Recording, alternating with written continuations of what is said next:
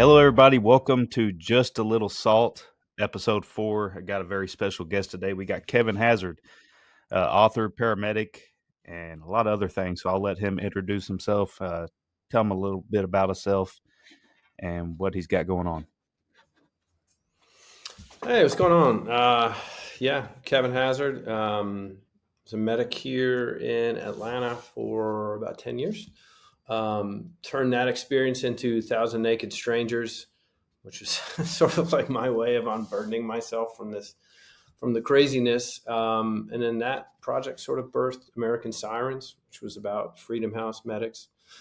It just sort of led to bunch of other weird opportunities, some movie and TV stuff, and some other things in medicine. So it's been an adventure.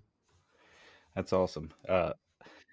I want to start this off by saying I didn't pick up your book until a few weeks ago. I'm sorry.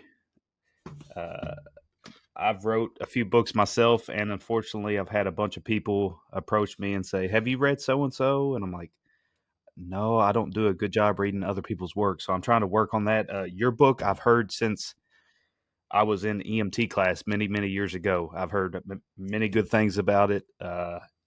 Matter of fact, when I go on Amazon to look at my own book, people under it says what else they purchased. It's your book always right next to it. So like I said, I bought it a few weeks ago. I'm about halfway through, and it's impressive, man. The thoughts and everything you convey, especially in the beginning, you talked about being alone in that room with that woman that passed away. When you first started, that really resonated with me. So a lot of people watching right now are probably new in EMS, 18, 19 years old. What would be your best advice to someone new that has to experience things like that they're not used to? I mean, it is weird because most people, most of us are really young when we come into it. Mm-hmm. I mean, think about that for a second. When I talk to people about that now, I'm always like, imagine you're 23 years old and you're watching somebody's last moments. And these are kind of heavy things, and it comes at us so young. We don't know much about the outside world, and then suddenly we're having to deal with like really important stuff about life and death. So I just understand that is the reality. That you are going to be very uncomfortable, even if you're not, like emotionally, like looking the way people do on television. There's like one of the things that drives me crazy about all these medical shows is how distraught everybody looks. That's just not how we feel. Like you're doing a job. If you're distraught, it's probably because you screwed up. You know what I mean? Like that's what I'd be distraught over is like, damn, I didn't do as well in that moment as I should have. But you're going to feel nervous. You're going to feel out of your depth. And these are all like totally normal and expected things. It's how everybody feels when you first get into it. The first few times that you see these things happen, there's a lot of doubt. And the reason I wanted to start with that story was like I thought it in so many ways encapsulated at least my experience, which was this sense of like, I'm not really sure what I'm supposed to be doing. I have a ton of doubt. I'm very nervous. I think this woman just died, but I'm not really certain because like, who am I to make that decision? And just again, like the doubt and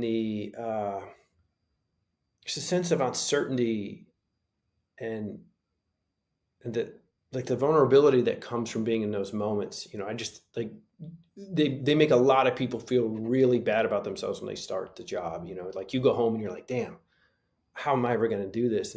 But just understand like that's just the way it's going to be. Like, and it doesn't make you a bad provider. It doesn't mean you're unsuited for the job. It just like, that's how you break in, man. That's how you break in. No, absolutely. I agree. I had it written down. What year did you start in EMS? Oh, 03. Oh, 03. Oh, 03.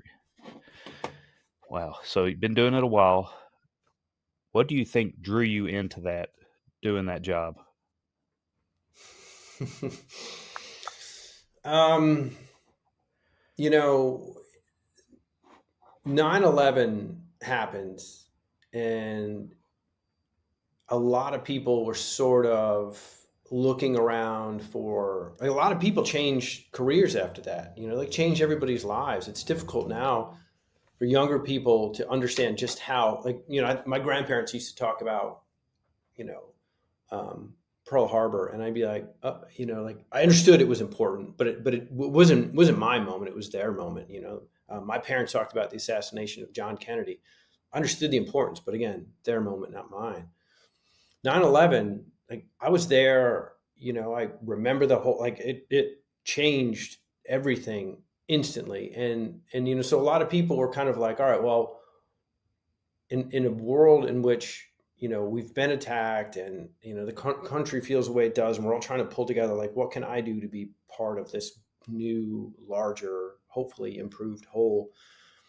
And I wasn't certain, but I was trying to find something. And then I was working as a city reporter for a newspaper. I get called one night to this tunnel collapse, and I'm standing over the tunnel, like covering the what started out as a rescue, but very quickly became clear was just going to be a body recovery. And the families of these guys are showing up. These are just like construction workers. Their families are showing up, and I'm seeing them. And again, like, to get back to that story we were just talking about, like I was really young, and I'm in the midst of like this huge moment for these people, this horrible moment, for which I'm not equipped.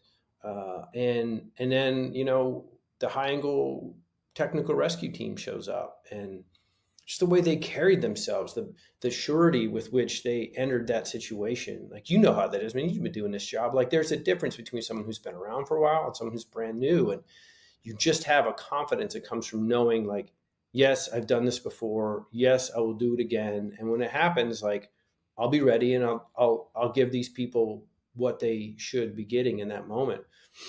And I couldn't put my finger on it then, but I certainly recognized that these guys had something, whatever it was. Like, I wanted that, and that was sort of my moment. I was like, all right, so this is what I'll do. So I just quit my job in the newspaper and went to EMT school. Yeah. Wow. Yeah. I got my medic when I was 24 years old. I cannot stress to young people, you'll never be prepared for what you're going to witness, what you're going to be responsible. Me as a young kid, being responsible for a scene, traumatic scenes, people's lives truly in your hand. It's something you can't prepare for. It's something you just have to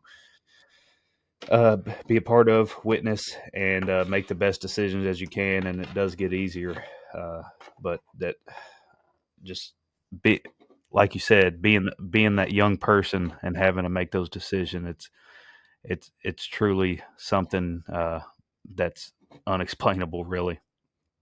Yeah. Until you're in it, until you're in those moments, which they never feel real when they're happening. It's like, people would ask me all the time, like, what's it like? And I'm like, I don't know, it's kind of like watching a movie.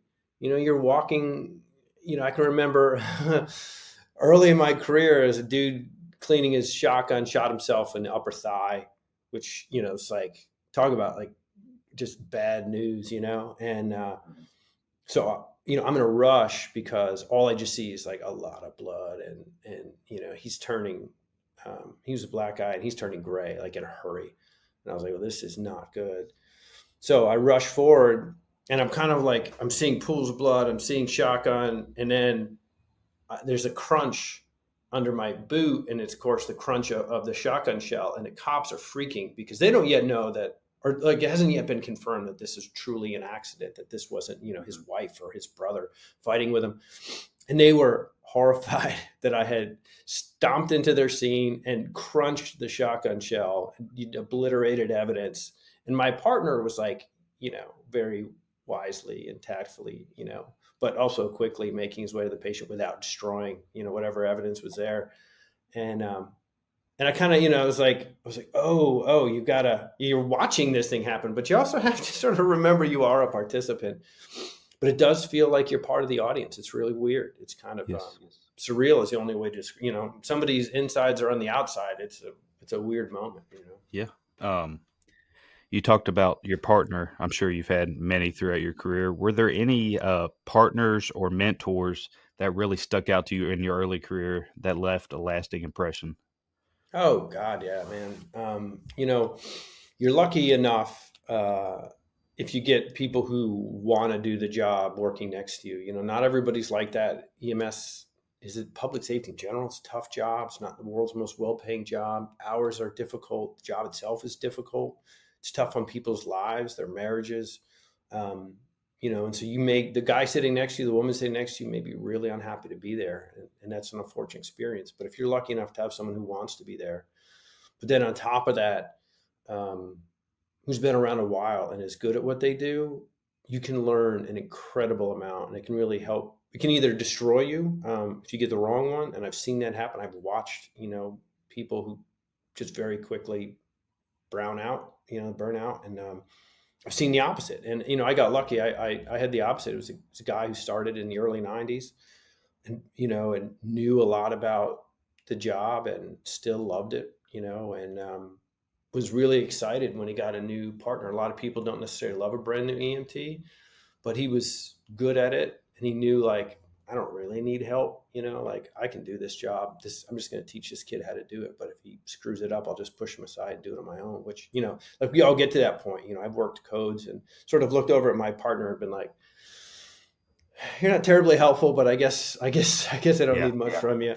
And that's how I was. And, that guy in particular taught me a ton about what it is to be a medic, and, which goes so far beyond the lights and the sirens and the blood and, like the sort of the medicine. So much of it is quiet and really intensely personal between you and this person, you and this patient, because in no other form of medicine are you going to be crouching next to somebody, where their emergency happened, maybe in their house with their family, having conversations with their family, like doctors don't do that. Nurses don't do that. EMS is really personal.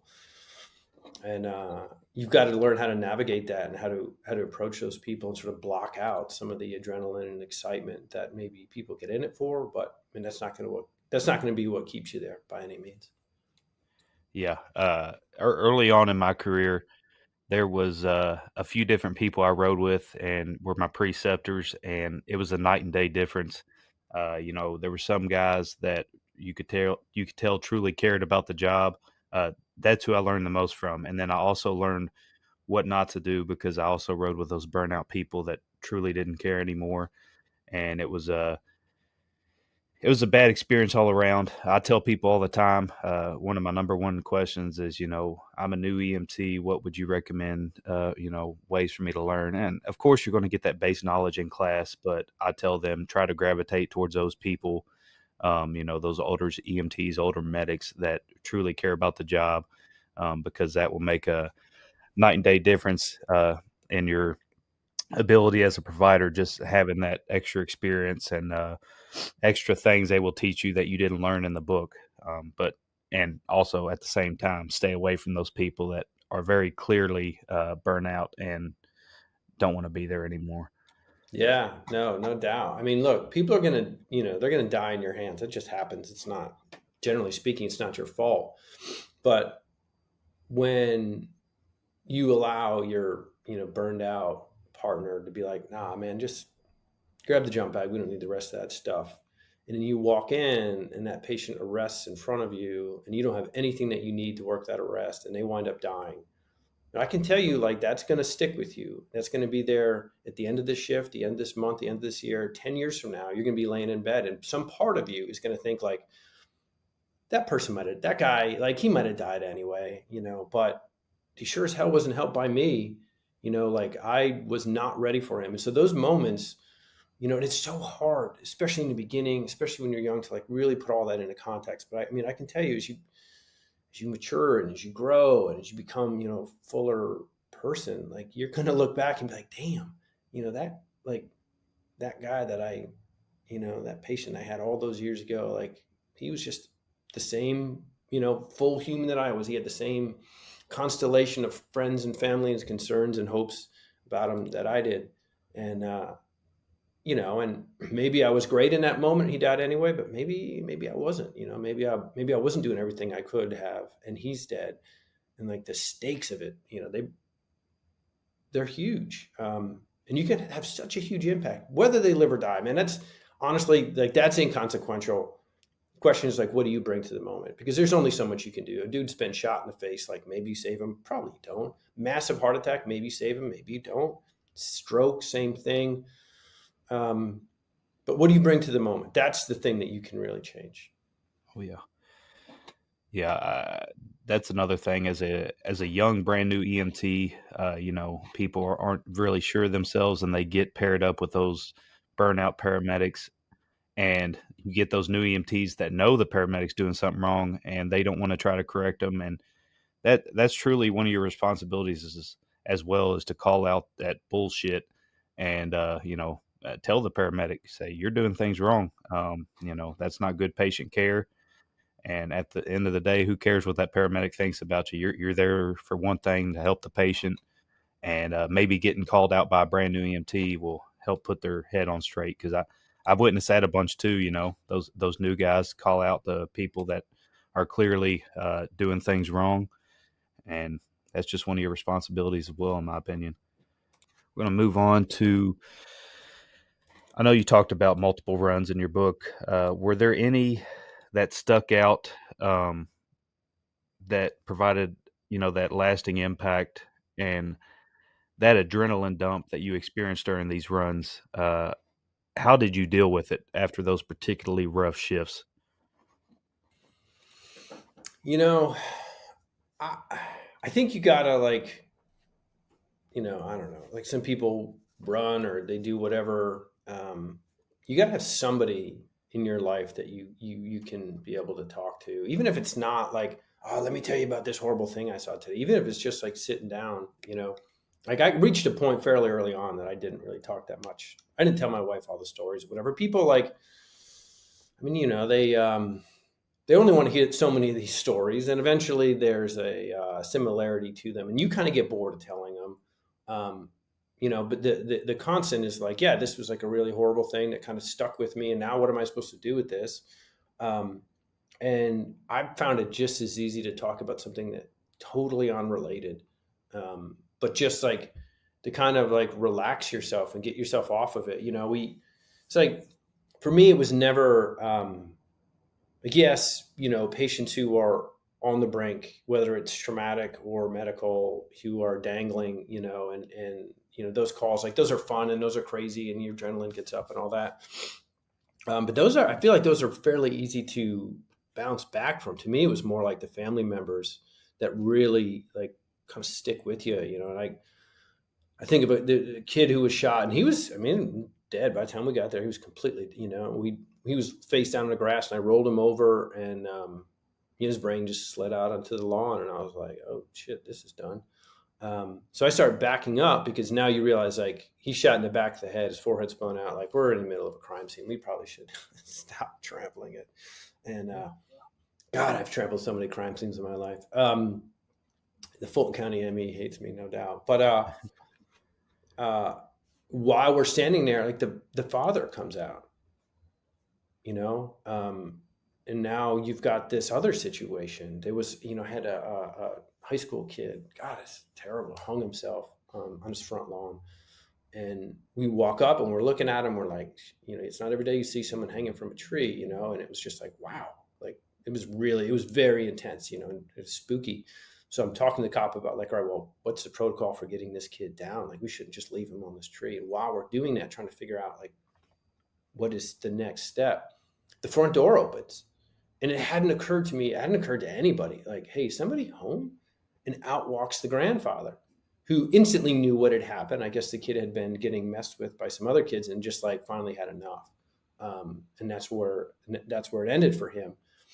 And those, to me, like that stuff, like that sticks with you because now you're really like, hip deep in like the emotions of it, of this thing, and you're removed for just a moment from the medicine because you get a patient hit by a car. It's a crazy thing, their body's broken in all these places and multiple organ systems are shutting down on you, and their respiratory systems, careening toward the end, and their heart rate's at like 180, and you're just like, man, this can't last forever. And it's fast and it's crazy. And, the back of the ambulance is a big mess, and that's fun. It's part of what you get into it for. But those moments where you see the other side of it and you see what effect that this moment is going to have on other people, like, to me, those are the ones that leave a dent.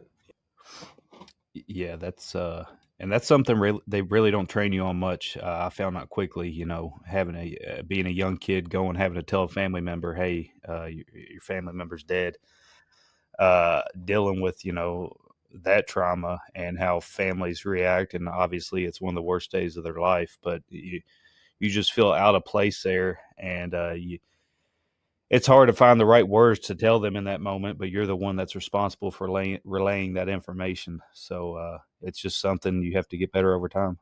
Yeah, I mean, you just got to like embrace it. Like you feel out of place, but you're not. They called you for help and you've shown up. That's one of the weird things that like we all have to wrap our heads around early on is to the public, you are the expert. Like you are the professional. None of us love this term, but like you are the lifesaver that was called in to save a life. However, it's going to shake out. That's how they view you. And so when you walk up to them and say like, hey, like, I'm really sorry, but your grandfather's dead. As awkward as that might feel in the moment, that's what they're expecting of you. They're expecting you to give them this information, and I don't know if embrace is the right word, but just like accept your role and not feel self-conscious about your role. Because that is, that is your role in a moment to sit down and talk to these people. One of the things that I've never forgotten, it's a guy we picked up all the time, total jerk every time you picked him up. And, normally like you get that sort of paramedic skin where people say things to you or do things, someone takes a swing at you at work. You do not react the way you would react if you're just walking down the street and a dude took a swing at you. You know what I mean? Like somehow it just sort of rolls off you. It just comes with the job. I guess in the same way that seeing blood and dead people roll off you when they happen at the job versus like if you were, at Wendy's and some dude died, it would probably be a vastly different experience. But, I'm in the back of the ambulance. He says something, makes his usual, comment to me. And for some reason that day it just hit me and I got angry and I snapped back at him. And we kind of like go at it for a second, two of us sort of like snapping at each other. And all of a sudden I realized like, oh, you better like rein it in, dude. What are you doing? And so I just said to him, again, like I should just let it go. But I was like, you called us, man. Like I didn't want to be here. It's raining. It's a Tuesday. I'm like in some like side street, I'm all wet now. Like I didn't want to be here. There's no reason to be rude to me. And he just stopped for a moment and kind of just like settled with it. And you could sort of feel like it came loose at the joints, you know what I mean? The realization of it all and just the acceptance of his situation sort of settled in on him. And he goes, I've got AIDS and my friends left and my family left and because they don't want to be around it. They don't want to be around me. And I'm going to die alone. And I know that. And it puts, and I'm scared and I'm angry. I'm like 25 years old. I'm sitting here like this man has just laid something very heavy and very real on me. And 2 seconds before I was, being sort of the snarky medic. And now like I am in the middle of this real emotional moment with a guy who just, probably almost accidentally unburdened himself. But, you hear that phrase, like, be kind. You don't know what people are going through. Like that was me in that moment of realizing like, wow, this guy, like I've never been through anything like this, God forbid I ever do. Hopefully I never will. What a horrible, like, how do you cope with that? Probably exactly the way he's coping with it. And that was a real eye opener for me to begin, like changing the way I approach people, approach the job, approach patients, approach myself, because it is often way bigger than you can imagine for a lot of these people. Yeah, something I talk about constantly is showing compassion to all of our patients. Something I struggle with and work on every day, trying to be a better provider. Because everybody knows we have these frequent flyers we run on, multiple times a shift. Sometimes ranging from having a tummy ache to wanting a turkey sandwich from the hospital, and it gets hard. But something that puts something in perspective for me was. My grandfather turned into a frequent flyer. Later on in life, he had cancer, diabetic, obesity, and he would fall a lot. And there got to the point where me and my dad couldn't lift him up, so we had to call EMS, every day. And we hated doing that because me and my dad, we did that for a living. We knew what they felt. And a 30-year medic walked through the door.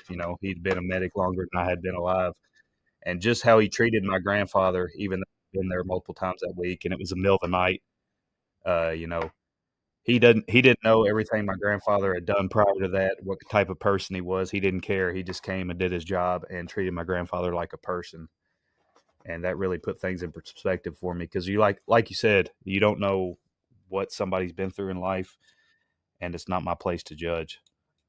So that's something I struggle with every day, and I try to be a better person, because you get caught up in that mentality, that burnout, salty paramedic, and it's just something I try to do better. Real quick, are there any good calls that stick out in your head that really resonate with you, throughout your career, and why? I mean, depends on how you want to rate good. I think I've had some of the ones that stand out most are respiratory calls. Because these are patients who are dying when you get there. Bad asthmatic, even allergic reaction. I had a guy who's allergic to bees. He rolled his lawnmower over a bee's nest. They all come out, boom, they all sting him. He was way off, far part of town. So it took us forever to get there in an area that we don't usually go to. So like nobody, we did not know it. Long driveway, get down there, get out. And he's sitting on a chair in the kitchen. His wife is there. His daughter's there. He's probably in his mid 50s. So he's like a young guy. And he's having a severe allergic reaction. Like he has like sort of brown foam coming out of his mouth. And he's that fish belly white, and you can just hear the last squeaks of the gasping, and just, the sweat, and just like you can see, those bulging, like scared eyes, like, dear God, do not let me die, which is usually like, somebody says, don't let me die. Like, dude, they're going to die, and you're going to be the one to let them. Like, that's just how that's going to work for you. And he had that look on his face of like, don't let me die look. And, we just sort of jumped. It was like one of those moments where it was like epi and steroids and mag and albuterol, and it was just flying. And by the time we were pulling out of the driveway, he was like, do I need to go to the hospital? And I was like, brother, you were almost dead 10 minutes ago. So yeah, like I get it, how you're feeling at the moment, but yeah.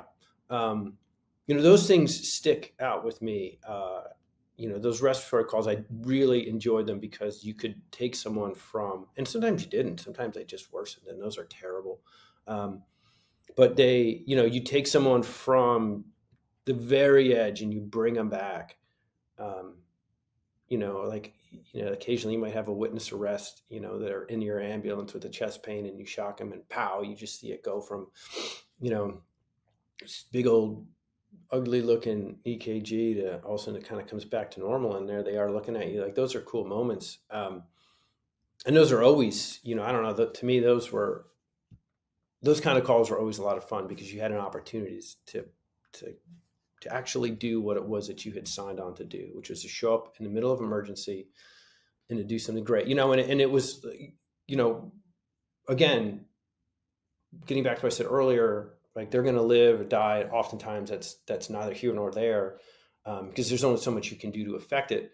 But when it works well and you are clicking and it's all happening really fast and it's all happening the way it should, it's just a great feeling, because you do, like, that is always in the back of your mind, that like that terrible call that one day you're going to get, where just things, like everything falls apart, and that happens, like from equipment failure to difficult locations to just like it, you're just not at your best in that moment. Like, those days happen.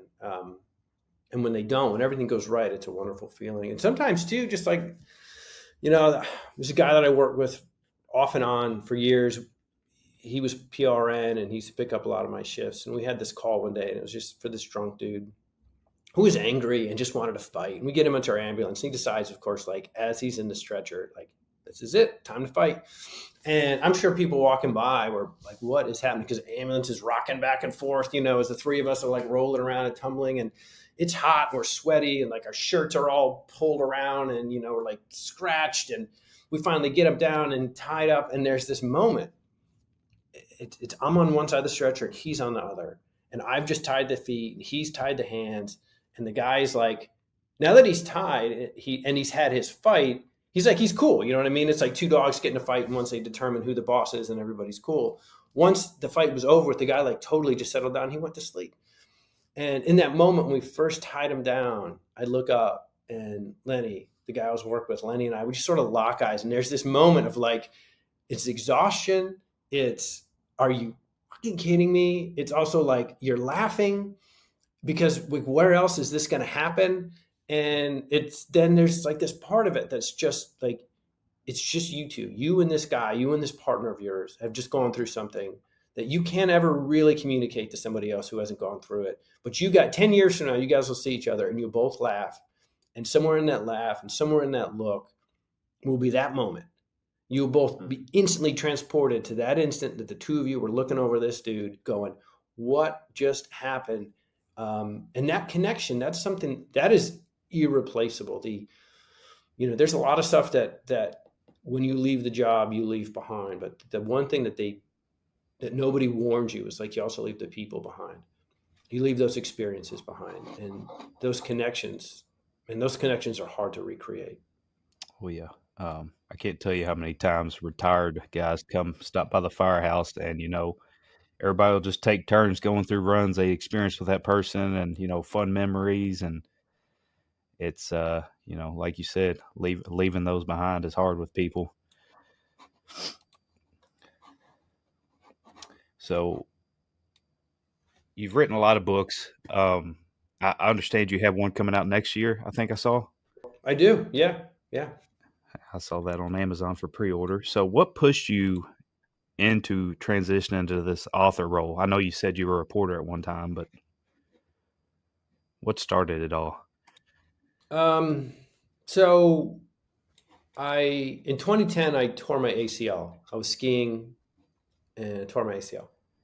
So I'm home, and they briefly had me working in the training department. But the hospital was like, nah, we just kind of prefer that you use your FMLA, go away, which sucked because I used all my FMLA. But, so I'm sitting at home, and, I don't know if you've ever tried sitting at home for a long period of time, but it is boring. Mm-hmm. And I'm on the couch, and you can't really do a whole lot because I don't know if you've ever had surgery, like second you get up and start moving, however you feel before, like you just swell up, like whatever you was operated on immediately bloats. So like every time I got up and walked around, my knee would swell up. So I was basically just sitting on the couch watching daytime television, which is murder.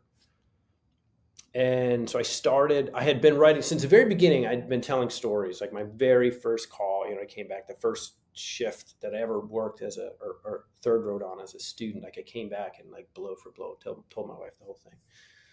And, people love the funny stories. And so I was always telling funny stories. And then you reach a point where you're like in a bar with friends and somebody's like, dude. And they pull over some guy who they know, but you don't know. And they're like, tell them about that dude who was in the bus state, and then so you're telling these stories all the time, and and then what happens is like you forget a detail that was important for somebody else, and they're like, whoa, wait, don't forget that he was wearing shoe, and you're like, oh, that's right. So it becomes like their story, and you hear them telling it, and they're into it, and so I was like, all right, I'm beginning to forget some of these details. A lot of people are kind of chiming in with stuff that I had kind of forgotten through the years, and these are really funny things. I'm gonna write them down. And so I created this blog, like, so they can, early days of blog existence. I was like, I'm just going to write one of these and just have it. And so when somebody wants to store the story, it's there. So I started sending, doing them. And then, my friends were all sort of subscribing to it, and they were evidently getting emailed around. And I did not know this. People were sending them out. And so one day, a guy who I had not spoken to in years, forwards me this email. It was like, hey man, been a long time. Came across this. Seems like your sense of humor. Thought you'd appreciate it. And so I scroll down, and it's, email is the new mail. You can sort of see where it's been. And I'm following this thing. It had literally been all over the world. Like it had been forwarded to someone with an Australian email, a Scottish email. It was crazy. And it was one of my own blog posts that people had sort of kicked around. And I realized in that moment, like two things. One, like from a very, like craven point of view, I was like, oh, there's maybe like a market for this. And then two, I realized like, oh, like these stories are bigger than just me entertaining my friends, that there's something in here that people respond to. And you've obviously noticed that. Um, that's a lot of what you do. I mean, you're like your stuff, whether it's Instagram or your books, like a lot of people are tuning in because like, you're bringing a specific point of view to these Mhm. stories. And that was the thing. In that moment, I was like, you know what? Why don't I turn this into a book? And what I didn't realize was going to happen, and maybe you've experienced the same thing. Writing it forced me to put or to make sense of the whole thing. And I hadn't anticipated that. I just thought like I'm just going to write this thing. But at some point, as you're on the journey, you start to ask yourself, subconsciously or not, like, who is this person on page 210 that they weren't on page one? Because surely this has affected. And then you start to have to think about like, how did this affect me? And how am I slightly different or largely different from when I started? And that was kind of, for me at least, the unexpected gift of it was an opportunity to put things, sort of wrap my head around a lot of stuff that had happened. Yeah, I don't think, which I don't call my first book successful. I mean, I self-published. Anybody can do that. The route you took, finding publishers, that's a lot more work that goes into it. Um, but for it to be successful, like our type of books, I believe that you have to. It's one thing to have the stories, but you also have to make them connect to people, because that's the messages I receive a lot, is people saying, "Hey, this run I really resonated with because, I experienced something similar, or I felt the same way you did after this run." And you can't just tell stories. You have to like make them connect and, make them mean something at the end of the day. Yeah. When I get messages from people all the time, letters, message, whatever, and it's never like, oh, like your collection of war stories were funny or whatever. It's like someone from some tiny town in the middle of nowhere who's like, look, I didn't work where you worked or how you worked or when you worked, but your story is my story. And I think if you can bring like who you are as a person into those moments, me talking about how scared I was my first few paramedic shifts and how, that self-doubt, and again, like the vulnerability, because that's the thing we all, that's really what we all, recognize in each other. And that's just, like, that is the common bond. I mean, even in these superhero movies, like somewhere in the heart of that superhero is some sort of weakness, is a vulnerability. And that is the thing that we all go to, because you can cover it up as much as you want, but it's there, And I mean, I've had some like big old tough looking, Midwest farm dudes come up to me, and I'm just like, oh boy, what's this guy gonna say? Because they're kind of looking at me like they'd like to punch me, and they'll start telling me some story that they, that some way that they feel, and how they recognize something in my book that they were able to sort of point to their wife and say, like, I can't tell you how I feel, but this guy describing this moment, like that's how I feel. And that's a pretty wild experience. I got to tell you. Oh yeah.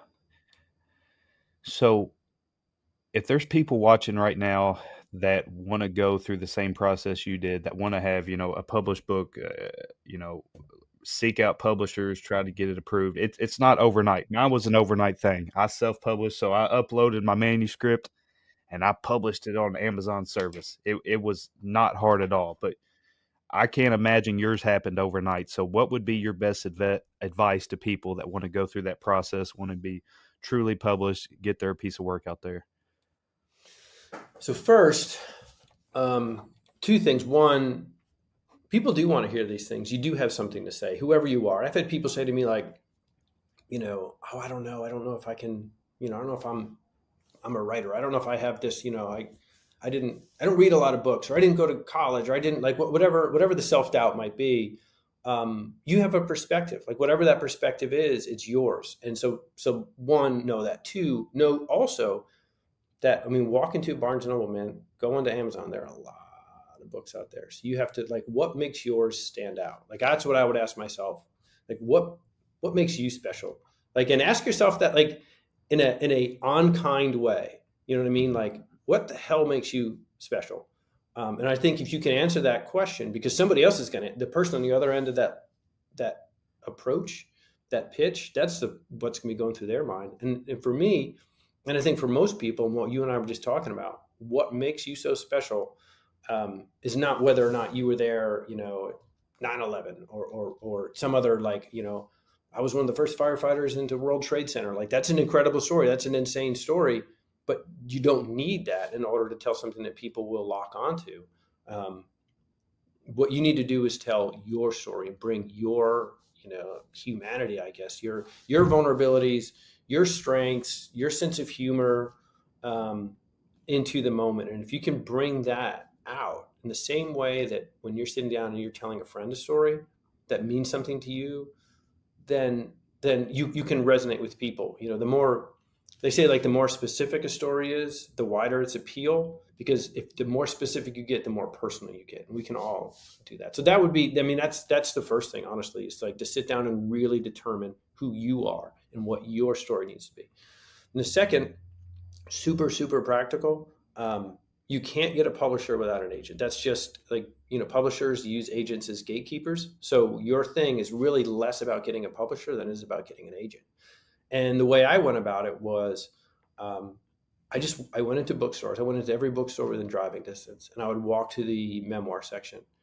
And any memoir that wasn't written by, like, some super famous person, because their books are just going to get, if you're Al Pacino, your book's just going to get published, whatever. But I picked up every memoir, and if you flip to the back in the acknowledgement section, almost everybody thanks their agent. And so I wrote this letter, and it basically was, hey, I recently read blank book written by blank writer, and I noticed that you represented it. I thought it was an incredible book, and I've written one that's similar to it. And since you represented that, I thought you might be interested in mine. And then I gave them, below that was like a 2, maybe 3 sentence, because I understand these people don't have a lot of time. 2 to 3 sentences of, like, what this book is. Like, really imagine you have 20 seconds to explain to somebody why they shouldn't kill you. What would you say? You probably wouldn't start with, like, well, I've got red hair and I'm from Minnesota. Like, you'd be like, you get right to the point.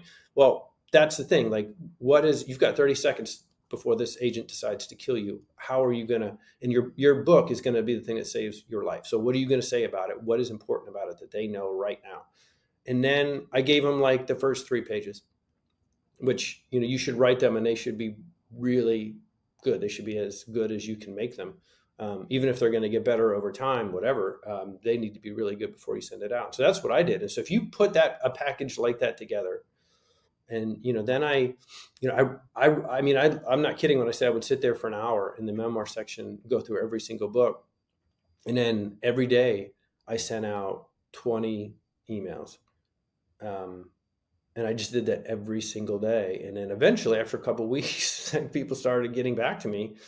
A couple, so, you send out a few hundred and you get maybe a few responses, but it only takes one. And you just need to find that one person who goes, huh. And I can tell you, like, I get people who have written EMS memoirs all the time. They reach out to me and say, hey, will you write a blurb for my book? Like, they're getting published. There are plenty of them. Like, there's a market for it. There's a continuing market for it. People want unique perspectives on a world they're never going to see. It's why they watch The Pit. And, you have a window on that, and you have an opportunity to do it. So, like, chase it down, go for it. It's there. The market is there. Well, that is very interesting. I know you written for TV in the past as well. Is that correct? TV and film? Mm-hmm, mm-hmm. If you were offered a chance for 1,000 Naked Strangers to be a TV or a movie or a documentary, what do you think it would be best as?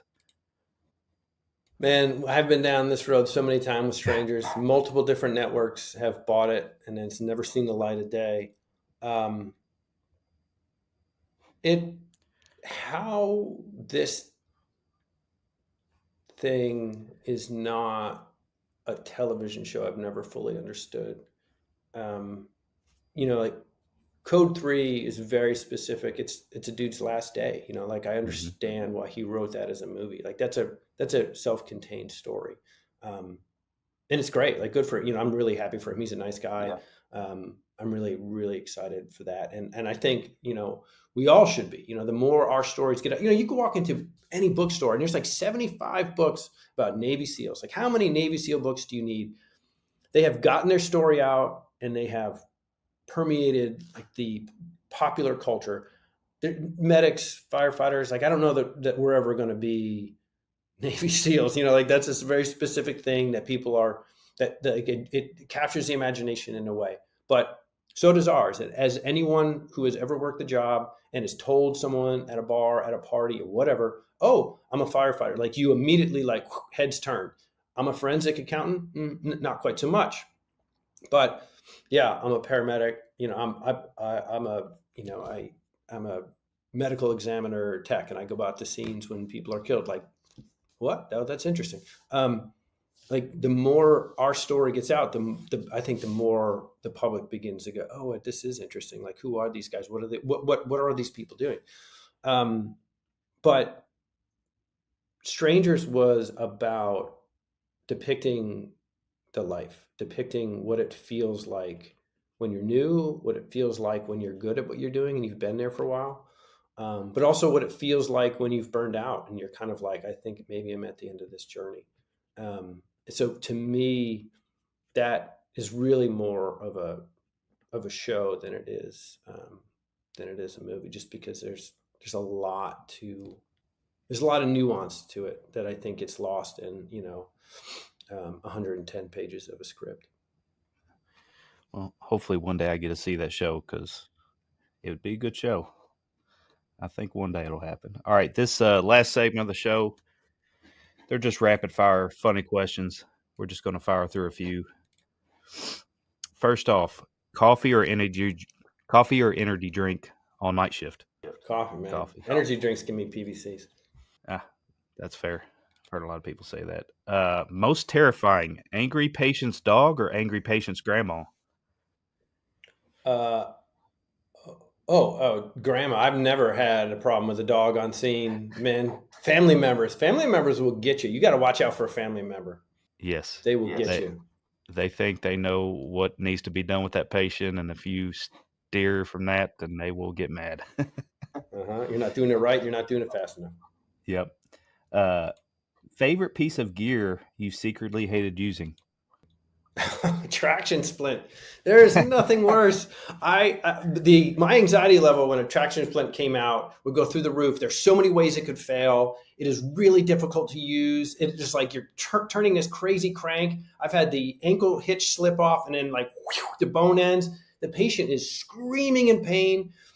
I mean, fentanyl's a hell of a drug, but still, like a femur fracture is a nightmare. And then you got to like try to keep it steady while you're going. And then you get to the hospital and the doctor's like, why did you do like it's traction splint.